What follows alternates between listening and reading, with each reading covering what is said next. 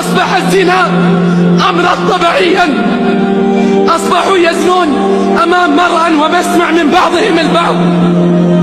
أبناء المسلمين يزنون بالمسلمات، ويأتي النصارى من سياح وغيرهم يزنون ببنات المسلمين، ولا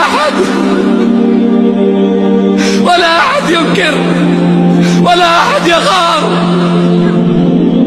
هل تظنون أنه لا يوجد عندنا زنا ولا شرب خمور بل انتهاك للمحارم؟ فما الذي يمنع بأس الله عنه؟ لسنا بأكرم على الله منهم.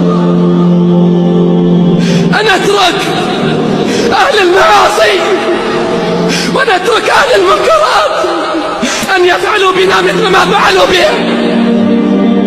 نتركهم. ويريد الذين يتبعون الشهوات أن تميلوا ميلا عظيما،